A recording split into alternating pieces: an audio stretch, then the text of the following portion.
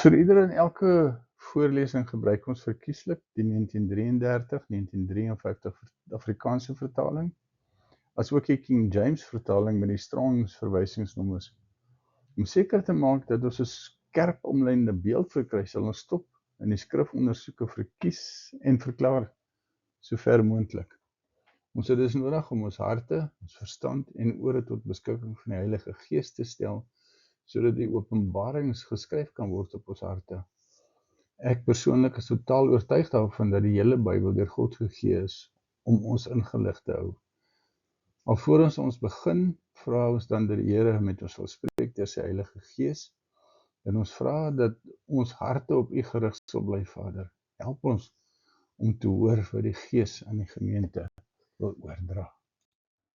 Oor die algemeen vind vele mense dit nie so maklik om die boek Openbaring te lees en verstaan nie. Dit spruit baie keer voort uit beelde wat nie vir die mens bekend is nie, of onmoontlik lyk.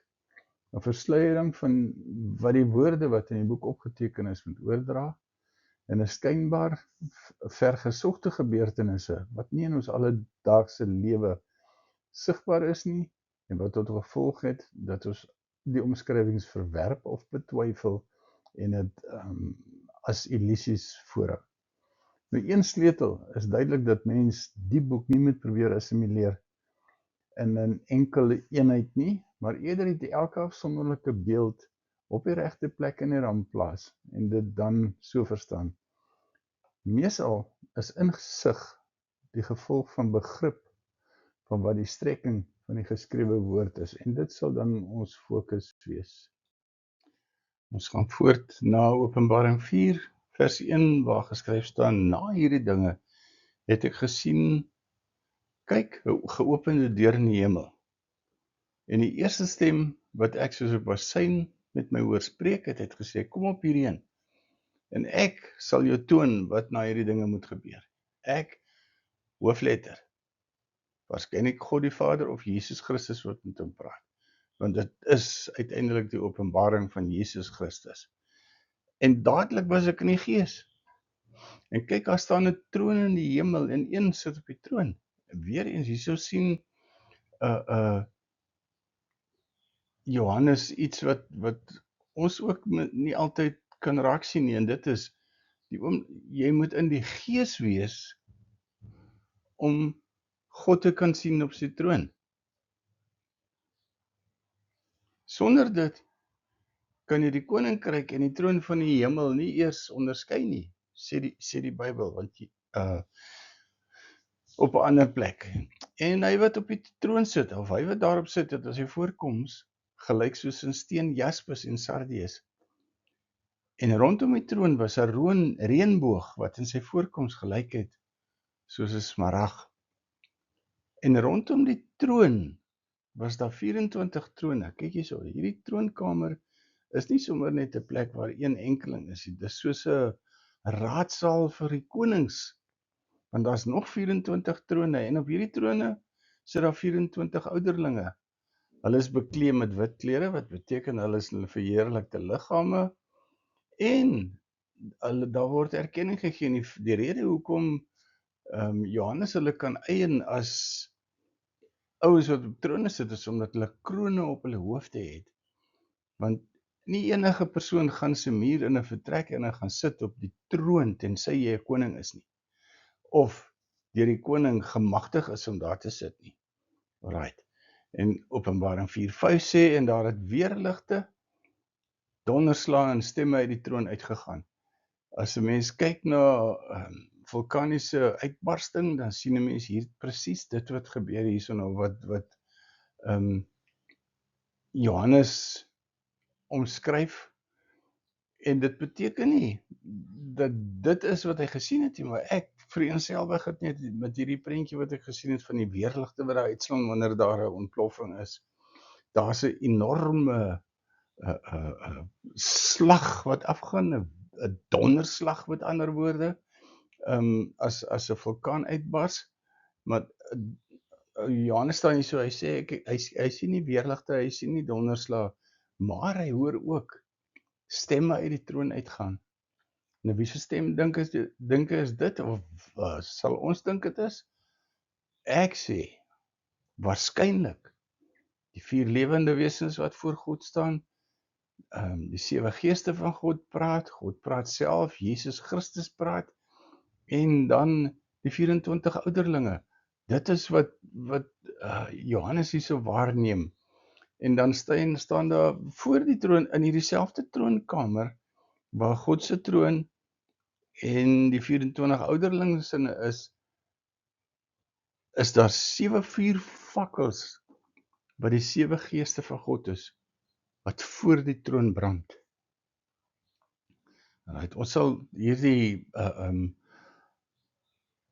beelde bietjie meer toelig in wat ek besig is om te doen, waar ek probeer om hierdie beelde bietjie beter te omskryf en vir u te leer of te help verstaan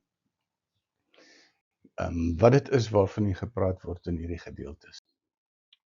Openbaring 4 vers 6, en voor die troon, onthou nou hierdie troonkamer, met ander woorde, wat ek het miskien net so klein bietjie herfraseer en sê, dis voor die troonkamer, waar die 24 ouderlinge, die 7 geeste van God, die 4 lewende wesens is, en waar God die Vader sit op die troon, is daar 'n see, wat so helder is, soos kristal, maar ook so glad, soos glas, sonder rimpels, sonder enige pertjies wat op die see ronddans as gevolg van wind wat waai ensovoorts. En dan sê dit in die middel van die troon, in die middel van hierdie troonkamer, hierdie raadsaal van die konings, waar God die opperheerser is en die een is wat sit op die troon wat saak maak. Rondom die troon is daar 4 lewende wesens, wat vol oë van agter en van voor is. Ja, ek kan in my wildste drome, kan ek nie hierdie prentjie mooi by mekaar kan nie, want daar bestaan nie enige iets wat ons op aarde al ooit gesien het, wat soos hierdie 4 lewende wesens lyk nie. Maar, hier is tog ooreenkomste, want dit sê in vers 7, in die eerste lewende wese, was soos 'n leeu. 'n Leeu is 'n statige dier, wat ons almal bekend is mee van kleintyd af, as die koning van die veld, of die koning in die diereryk. So met ander woorde, en hy's 'n statige persoon, 'n statig, pragtige manare gewoonlik, skerp oë, sulke geel oë wat dwars deur jou kyk amper, ensovoorts. En dan die tweede lewende wese was soos 'n kalf.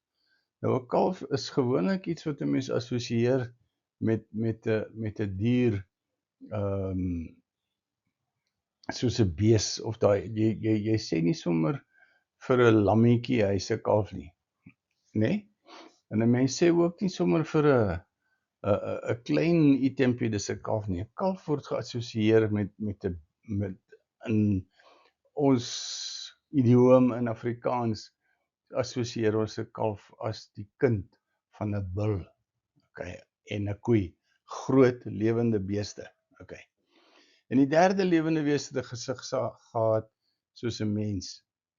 So hierdie derde lewende wese, onthou dis lewende wese, dis nie God nie. Hierdie is nie God wat hulle sien nie.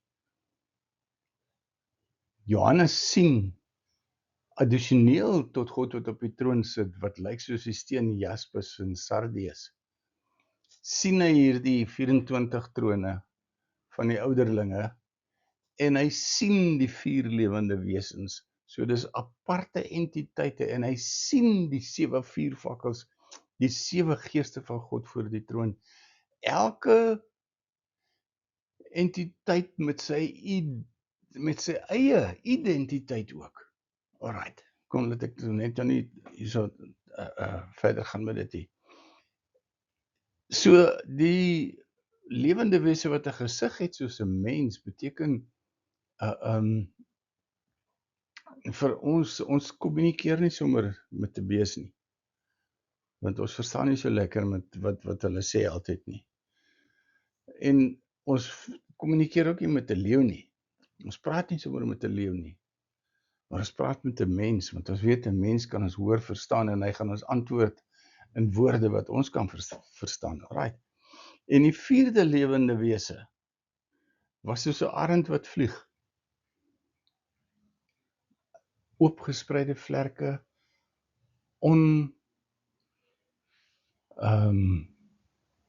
of laat ek amper sê bevry van op een plek sit op aarde of op een plek op aarde leef, beskou hy alles van bo af, van ver van bo af, sien hy die aarde onder hom in die res van die dinge. En Openbaring 4 vers 8 sê, en die vier lewende wesens het elkeen vir homself 6 vlerke gehad. En hulle was rondom en van binne vol oë. Nou ons sien, toe Moses die tabernakel gebou het en hy die versoendeksel moes gemaak het, was die versoendeksel deur God aan hom beskryf, en hierdie engele het gestaan, het ook veelvuldige vlerke gehad, en 2 van hierdie vlerke het daarop gegaan dat hulle aangesigte bedek gehou het voor die aangesig van God, en ek vermoed dat iets soortgelyk hierso waarskynlik gebeur met hierdie 4 lewende wesens, en het elkeen 6 vlerke, wat waarskynlik, en ek is nie bewus van die detail van dit op hierdie stadium nie, wat waarskynlik verskillende of uiteenlopende doelstellings so goeders het. En hulle het sonder ophou dag en nag gesê, heilig, heilig, heilig is die Here God, die Almagtige, wat was en wat is en wat kom. En nou sien ons waar kom die stemme uit die troonkamer, hierdie raadsaal van die koningskap van God. Johannes sien op 'n stadium, hy hoor die donderslae en hy hoor die stemme en hy sien hierdie geweldige soos 'n ontploffing amper. En wat hoor hy? Hy hoor hierdie 4 lewende wesens vanuit die troonkamer van God uit wat sê, heilig, heilig, heilig is die Here God Almagtige, wat was, wat is en wat kom. Vers 9 sê, en elke keer as die lewende wesens heerlikheid en eer, kyk wat bring hulle, heerlikheid, eer, danksegging aan hom wat op die troon sit, hom wat tot in alle ewigheid lewe. Dan val die 24 ouderlinge neer voor hom wat op die troon sit, en aanbid hom wat tot in alle ewigheid lewe, en werp hulle krone voor die troon, en sê, U is waardig, o Here, om te ontvang die heerlikheid, en die eer en die krag, want U het alles geskape, en deur U wil bestaan hulle, en is hulle geskape.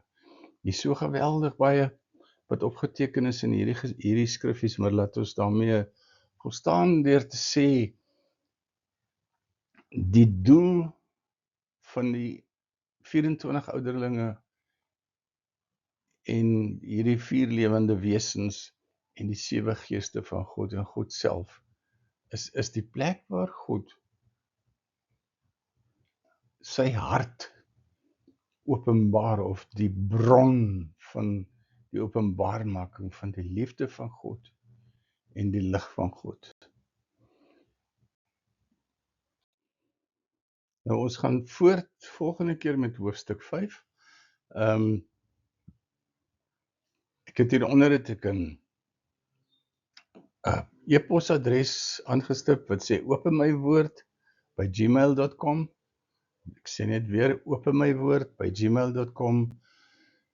As jy enigiets op die hart het oor hierdie stukkie wat ons gelees het, of insigte wat u kry van die Here af, ek is so geïnteresseerd daarin te hoor hoe u dit ervaar en hoe u dit sien en hoe die Here aan u dit doen, want of aan u openbaar, want ek weet een ding soos 'n feit, nie elke mens het op presies dieselfde tyd, presies dieselfde openbaring van wat die Here sê of doen of wat ook al nie. En nog minder het enige enkele persoon ooit die volheid van die insig wat verkry kan word vanuit enige gedeelte nie. So neem asseblief vrymoedigheid, stuur my 'n e-pos, as jy sover gekom het, om hierdie skyfie te bereik, as daar enige iets is wat jy graag wil sien.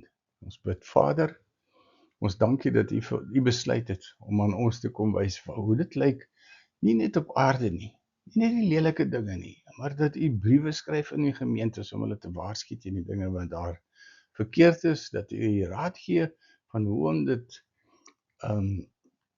te herstel, dat U dierbare Here, Jesus, dat U wandel tussen die kerke, dat die 7 geeste van God permanent wandel tussen die 7 gemeentes wat in Asië was in daardie tyd, en ons vra dat U volheid in ons harte sal uitstort en ons sal leer, sodat ons sal kan weet wat die Gees van God aan die gemeente wil sê. Amen.